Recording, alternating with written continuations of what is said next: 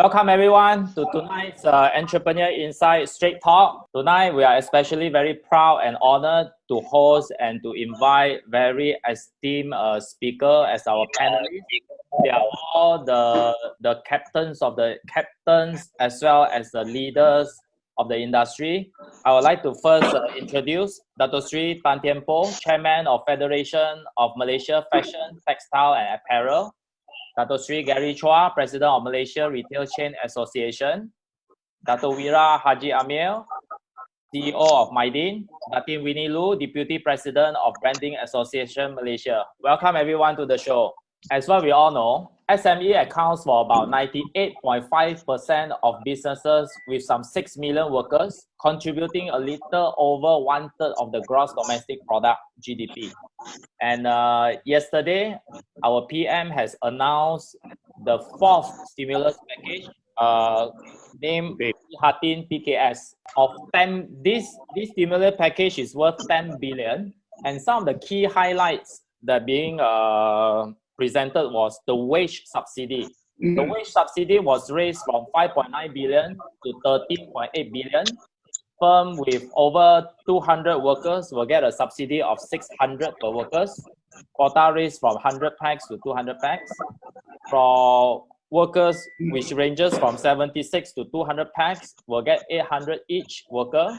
And below 75 packs will get 1,200 per workers. Of course, the main condition is to retain the workers for at least 6 months.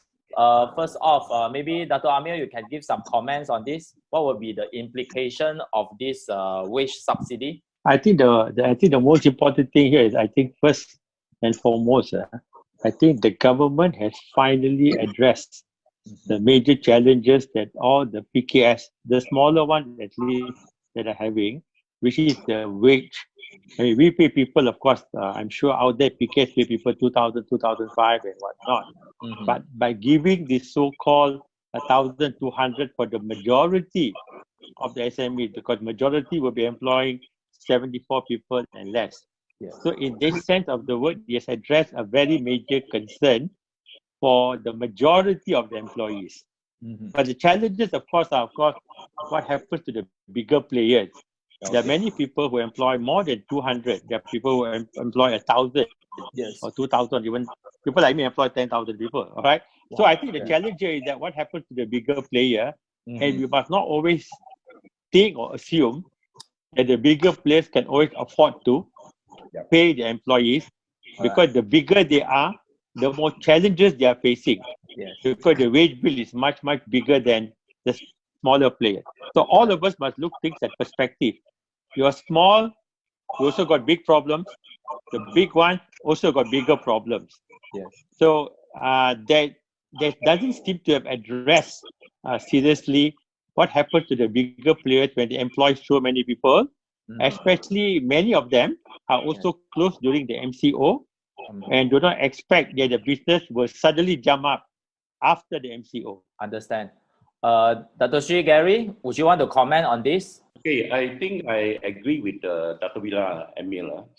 You see, I think what government in this aspect that overlook the bigger player. I give you a typical example of a typical retailers. They say we have a turnover of 30 million a month. Most probably, 1/3 of the money will go to the renter, 1/3 to our supplier, another 1/3 to the wages, for the wages. You see, I think most of the people, even the bigger player, you are not SME, but with the turnover 30 million, it can be a medium-sized corporation now, which are not entitled or only limited to the what you call it, the 200 employee. Most probably, what Dr. Wira has said that we will be employing thousands of workers. You see, the problem with us is with the 30 million inflow every month, 1/3 go to renter. We go to renter, then we go to the supplier, and wages. You see, none of us will have 30 million cash in the bank. I think most of these people, they would have cash maybe a maximum to survive for 1 month. That means for 1 month wages.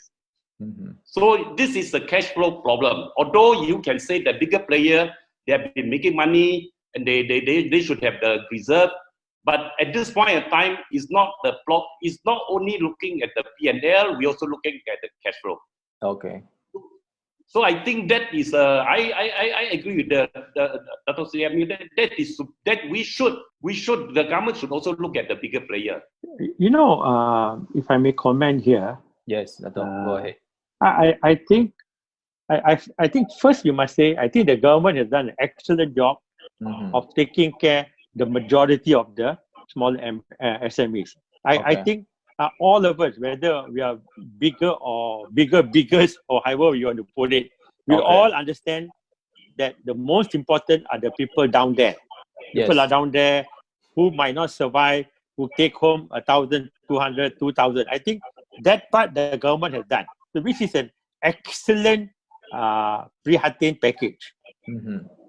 The second, I think, like all of us are saying, is that the bigger players got bigger wage bills, and seriously, we don't have that kind of cash flow because we all know the business, even before the COVID-19, it is being really going down. We know many hypermarkets are closing down. Someone has just sold one of their hypermarkets. So it must be tough out there for people to do this kind of things. I mean, even for people like us, we are really in a tough bind. I mean, outside, people can look at it and say, wow, very busy because now essential services, your shop seems to be packed. But people tend to forget that our kind of business, yes, we do on volume, but now people are only focusing on food, only focusing on essentials. We base our business model on a margin mix. So now with this kind of volume, our margins are so low that we're actually losing money every day. So now thinking of paying wages, I have no idea how this is going to be done. Seriously. And maybe I think we also need to highlight here that maybe the government needs a little more time. They're coming up with one package at a time, address the most important, the most poorest first. And I think that's the most important thing. Fine, address the most poorest first, but don't forget us, because we employ a lot of people, and a lot of also employ local. I mean, like we employ 10,000, of which more than 8,000 are also local employees. So this is very important. So I'm sure there are many out there with so many local employees. So I think we need to look at it, and maybe after this association will be able to bring up to the government, and after government sorting out the so-called the poorer part, the people down there, they need to look out for the bigger players. Yes. Dr. Sri Gary, I understand you were also involved in the proposal and the discussion with the PM and the government servants. Maybe you can share with us some of the insights that you have. I mean, partly this stimulus package also is through a lot of association lobbying for it, for the government side to put more focus into SME.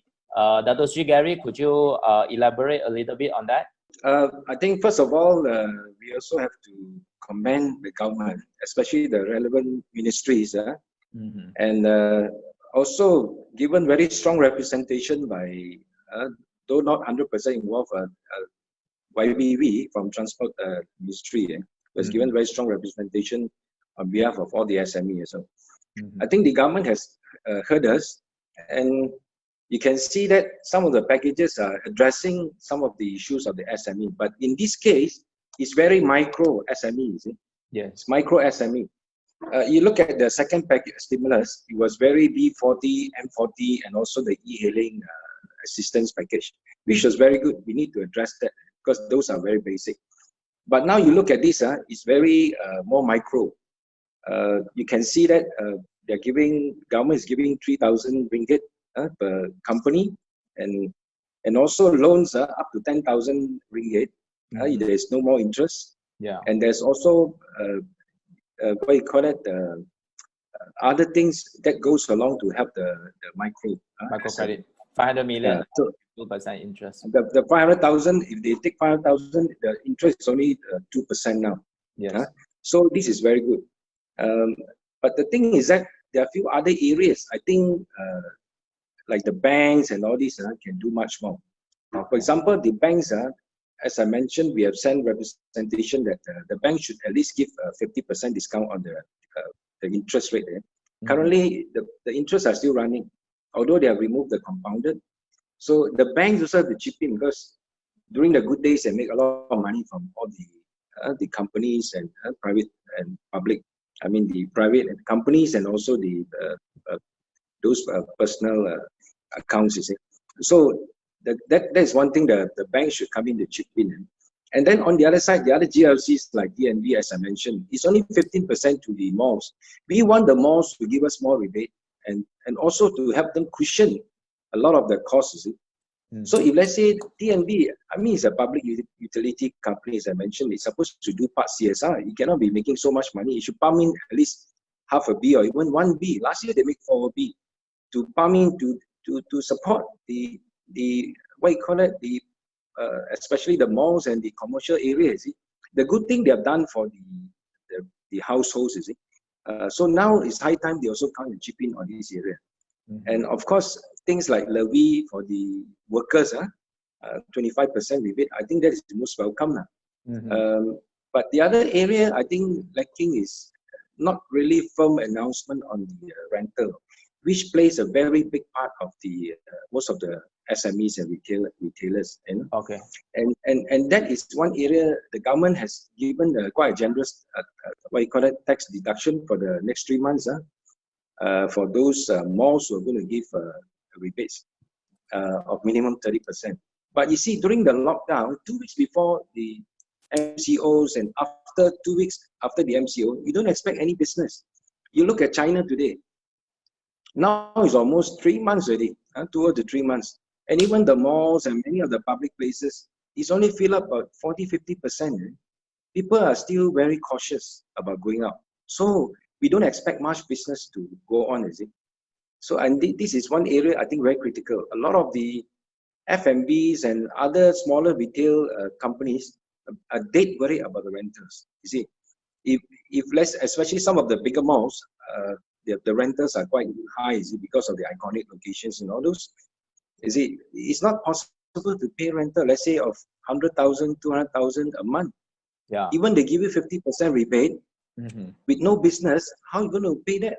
Yes. It's because you still have to pay partly to your workers and other areas of expenses. Yeah. So mostly we cover now on the wage subsidy, but what do you think the wage subsidy, is it enough? Should it be more? What is your take on that? You see, the good thing, the government has doubled up in terms of the ceiling from 100 to 200 now, and they also slightly increased the amount from 600 to 800, from 76 and above to 200. And the government has also listened to us to increase to 1,002, but there's a bar up to 75 staff only, is it? Yes. So this is quite restrictive.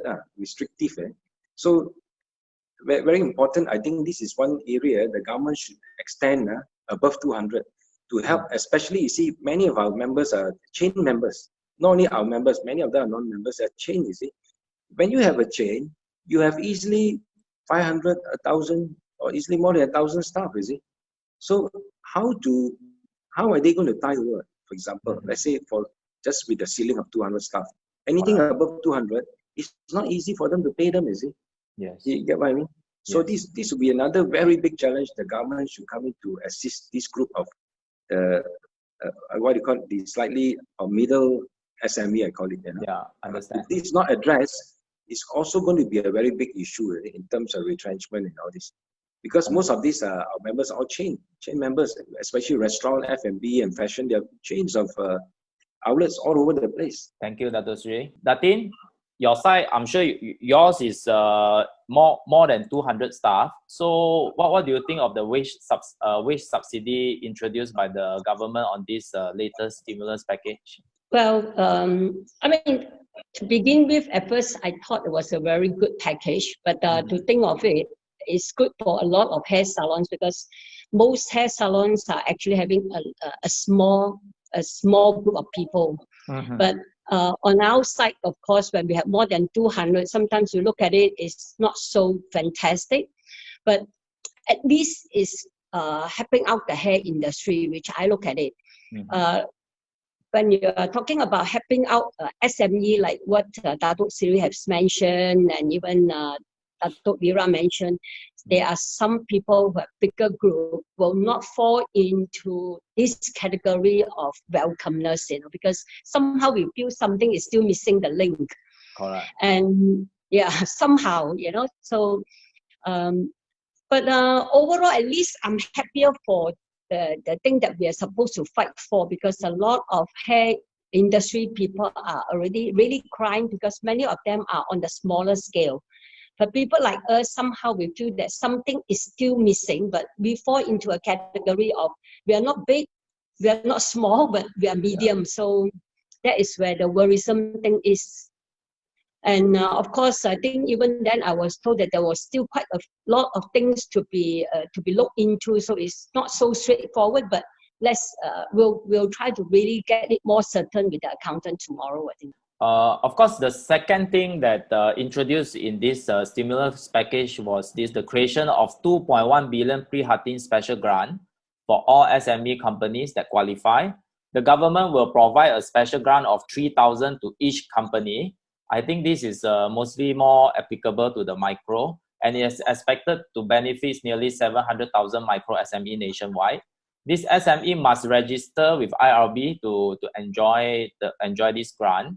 The government will also be abolishing the 2% interest rate for the 500 million microcredit scheme under Bank Simpanan Nasional.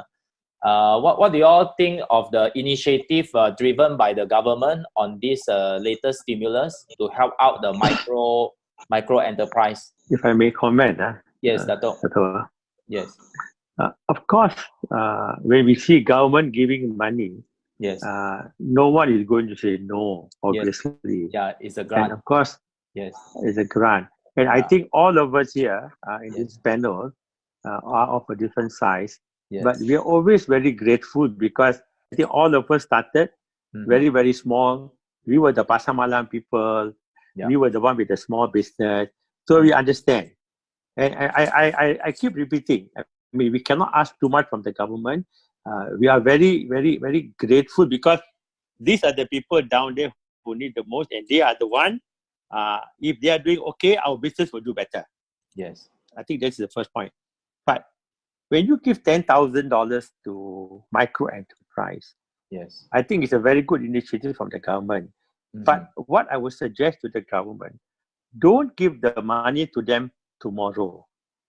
You are already giving them $1,200 or whatever, correct? Okay. Yes. They cannot do business now.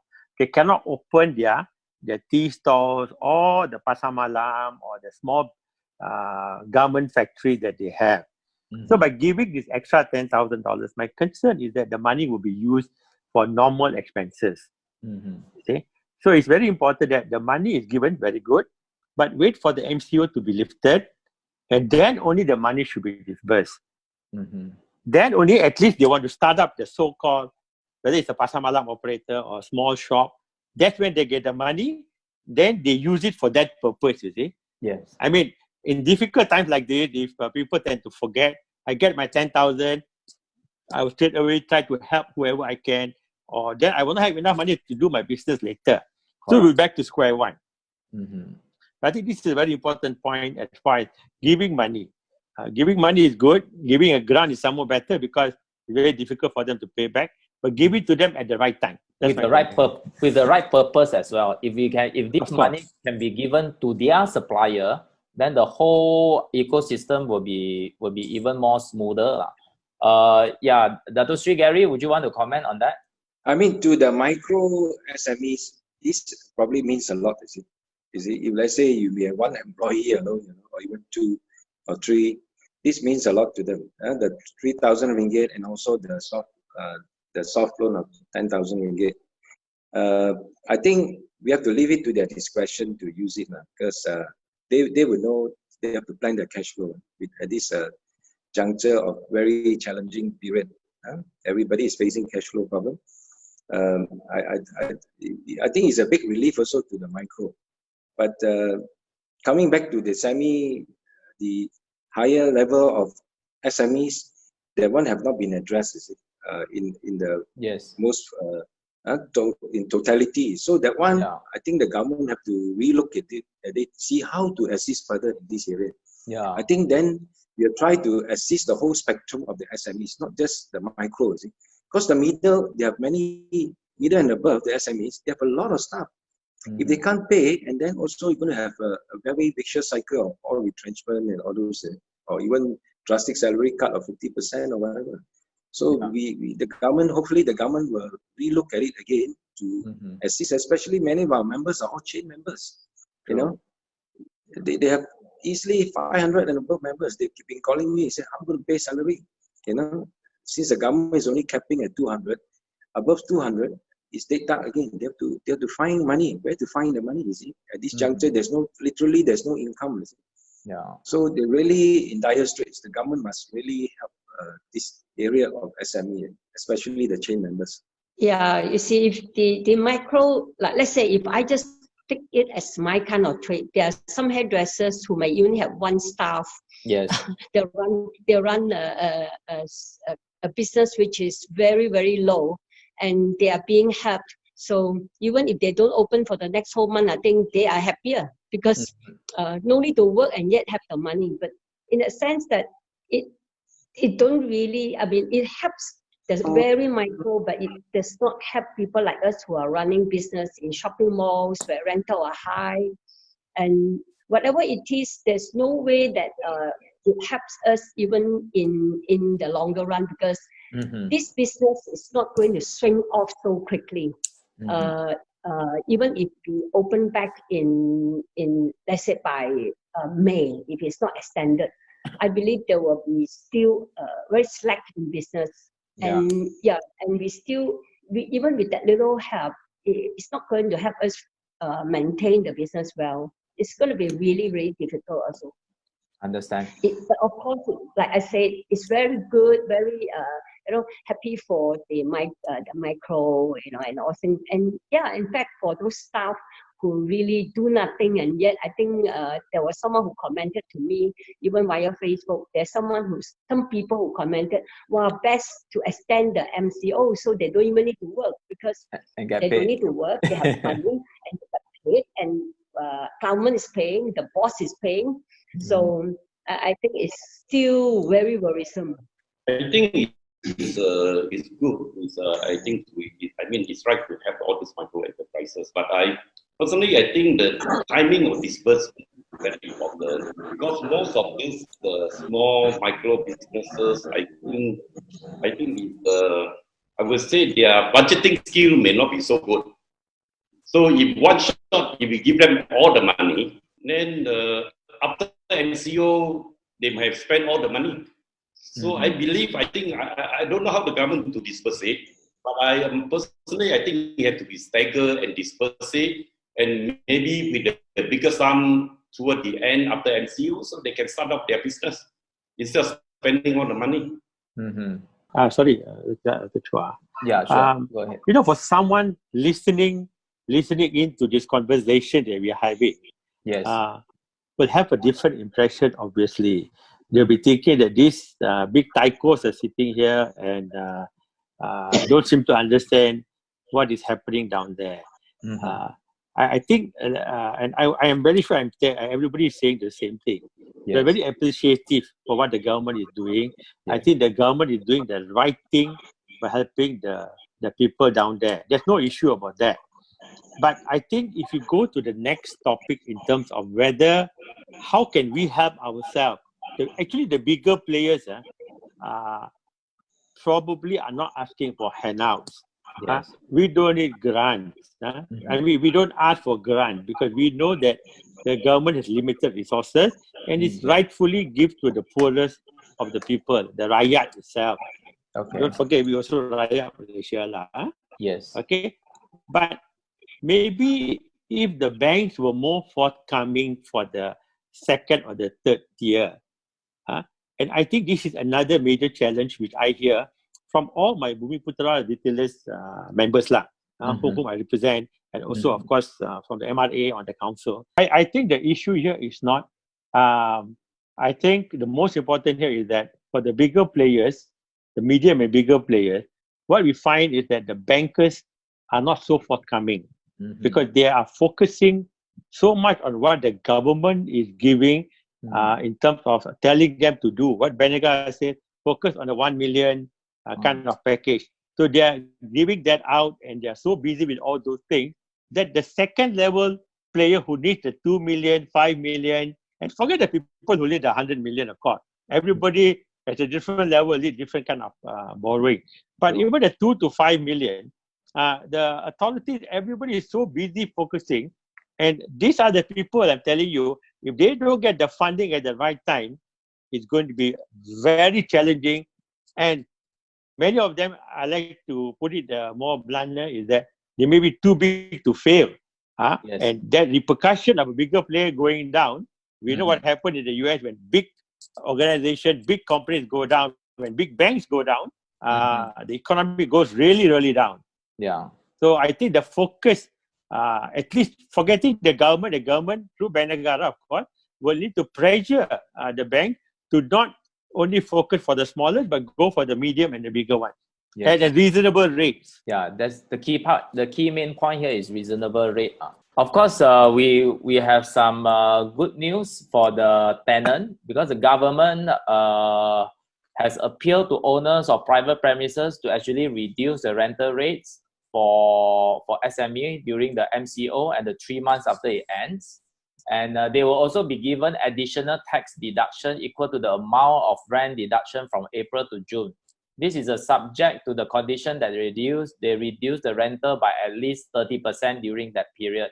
Datin Winnie, I think this must be a good news for you, because most of your saloons are situated at this so-called major malls. Yeah, I think this is something that was pretty comforting, because as I was mentioning to you much earlier during our last live chat, yes, I was saying my biggest concern apart from the salary is the rental, because I think the rental is takes a lot of our expenses, because rentals in all the leading malls are not cheap.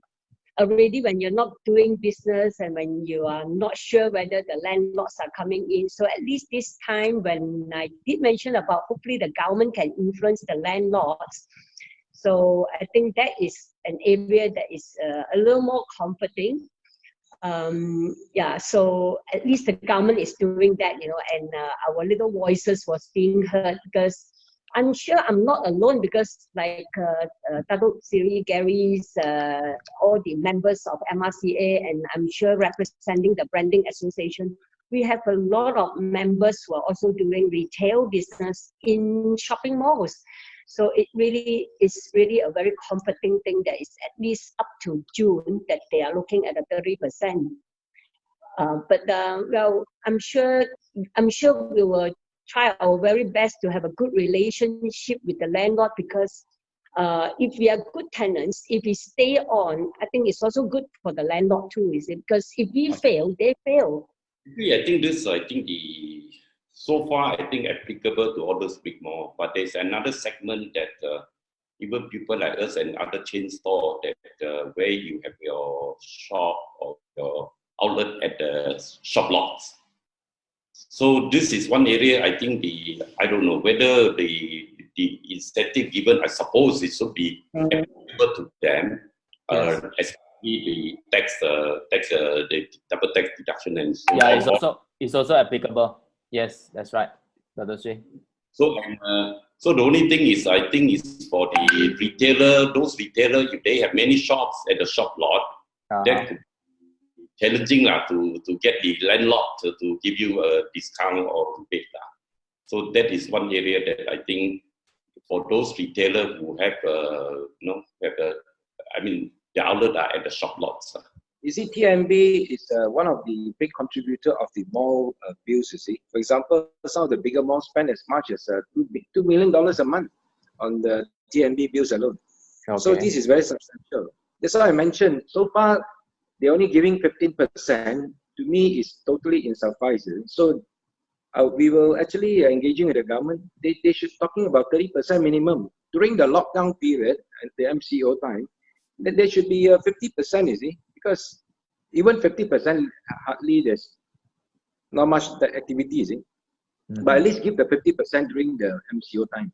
but the next 3 months at least give another 30%. This will help to cushion off some of the high expenses by the mall. So the malls can trickle down the rebates to the retailers, you see. I think that is one of the very important issues, you see. Otherwise, it's also not fair to ask the landlord to bear everything. And furthermore, you see, as I mentioned just now, TNB is a public utility company. Yes. GLC, they're not supposed to just concentrate just on KPI and profit per se, you see. Last year, they already made 4 billion. I mean, it's nothing wrong to bring even 1 billion to subsidize. If let's say the malls and the retailer doesn't recover, for example, in the next 6 months or year, definitely their consumption of the electricity will also be down. So it's a vicious cycle. So it's better for them to give a drastic support now, because we are talking about something very extraordinary now. It's not something, a normal recession or what. So it's very important they have to chip in, you see. This is what I think. I think it's very important. Of course, at the same time, the landlord also have to repay back. Probably this is a good time to repay back in terms of goodwill. Like Sunbay earlier was the first one to kickstart, and then later some of the other malls, like they're giving, although they're giving 2 months free rental, but still based on GTO and some charges, you know. So that is not so bad. You know, at least during the MCO time, it should be a free rental period, and subsequently it should be a just maybe go on GTO, because you can see that most of the big retailers of no issue, those listed and big ones, we know they have very deep pockets. But we're talking about so many of the middle and below smaller retailers, the F&Bs and fashion and all those. They can't even survive for 1 or 2 months in terms of cash flow, because most of them have very shallow pockets and short runways, you see. It's not like Boeing, you can take and go very far. So if let's say we don't help them at this juncture, I can tell you very fast, very soon, they also will be in deep trouble, because rental consists as much as probably like 30 to 40%, as high as that. Sometimes even more, depends on the turnover, you see. So this is one very critical area. We really need the support of the GLC, TMD, and also the landlord probably can give us good view this time. I'm sure, because all the tenants are long term. If let's say you sacrifice for the next 3 months, a lot of the tenants and the retailers, especially MRC, most of them are all chain members. They'll be very grateful to the landlords. Like some of them have developed very good relationship with us. I think they should develop even further to take these opportunities. And talking about runway, I think right now the runway is getting shorter by the day. And of course, I want to touch on this as well. The global death toll as of yesterday for COVID-19. Can I? Yeah, sure, Dato Wira. Go ahead. If I may comment on the rental, I have a unique position because Mydin also owns 27 malls. Yes. But we also rent from many people. So we have taken the position, rightly or wrongly, during the MCO, we have already told all our tenants we will not be charging you rental. We were also probably not the first, but the second or third who said that we will not charge rental to our tenants during the MCO period. But some of the malls that I have are owned by REITs. Oh, yes. And they don't seem to reply our calls. So I here have taken the forefront of saying I forgive your rental by waiting from the men up there to tell me they are forgiving me or not. And I can assure you they are much bigger than us down here, because whatever I forgive, end of the day I'm going to be out of pocket if they don't say I forgive you too. You see? You know, this is it's like a marriage or whatever. You know, I love you, I love you too, lah. You know, I'm sorry too. Yes. You know, but this is tough, because I think the bigger players, some malls are very, very forefront. They're very nice, and it's okay. I forgive your rental for MCO. Some even say even after I give you 50% off. But the many, they are not so kind, not so kind. But especially it hurts us retailers. I'm sure all of us here, when we know them and we know how deep their pockets are. The smaller malls, sometimes we understand, and we all must work together. And I want to echo the part about the shop lots. Yes. I think many businesses out there, I mean, malls tend to be the bigger players, of course. They're more branded or whatever. There are a lot of us, many of our association members are shop lot tenants. You see? So what is going to happen to these people? But it's not very clear, And shop lot tenants or landlords, for the matter, keep telling us that, but this is the only income we have. How will I survive? I think 20 years I'm paying rent. You're saving all your money for retirement. I don't know. Don't tell me you cannot forgive rental for 1 or 2 months. But people sometimes must have the heart, must have the heart. Many people, I feel, that don't have the heart. And if all of us seriously work together, the landlord, the tenants and everybody, I'm sure we should be able to get through this COVID-19 scenario. As of yesterday, the global death toll for COVID-19 has exceeded 70,000, with more than 1.28 million people being infected. So looking at things, we will have two scenarios, of course. First is MCO. If MCO is lifted after this 14th of April, what will happen to what do you think will happen to the overall economy, the consumer behavior and whatnot? What if the MCO is extended for another period, say for example 14 days or another 21 days? And what will be the implication that it gives to most of the SME and entrepreneurs outside? I can anticipate there will be a lot of fear out there, even though when we are back, let's say if we are back on into business on the 15th, let's say that, a lot of people, my business, maybe we will have some clients coming in because their hair already really too long, and especially those who didn't have a haircut before this lockdown. Okay. So the men clients are desperately needing their hair. Okay. But generally, we are talking about, we don't want to talk about hair. Let's say if you ask me if I have to eat out, I would think maybe I should eat in. So a lot of people may not even want to go quickly to a restaurant to dine. You don't want to see too many people in the crowded restaurants, or similarly even in crowded places, right? So it will still going to affect the overall business scenario until we know it's more stable. No way can, the minute they lift up, everywhere will be busy again. It business will as not usual. be the same. Yeah, it will not be the same. Yes. Firstly, there's no reason even to rush to do your hair or do your shopping, because firstly, there's no more events for a while. So there will be a lot of things that links up to each other, because hotel won't be busy because, so everything links up because it will be slow for months to come. So it's not going to be, you won't see the crowd immediately. Yeah, I anticipate that hopefully if everything goes well, it might be at least October. Understand. Yeah, before the year end, if everything just go well, because this is also at the same time a global scenario, because it's not just Malaysians. Yeah. People, there's no tourists, tourism is weak, so it actually still affects all sorts of business. So maybe I can see that if Malaysians are concerned, maybe we help each other out. We try to support our, our very own labels. Don't travel, don't do shopping so much overseas. So maybe the only way to lift up our very own Malaysian business is Malaysians help Malaysians. Buy Malaysian, it's like cuci Malaysia. So I think a lot of things got to be Malaysian for now if you want to really help the overall business to lift up.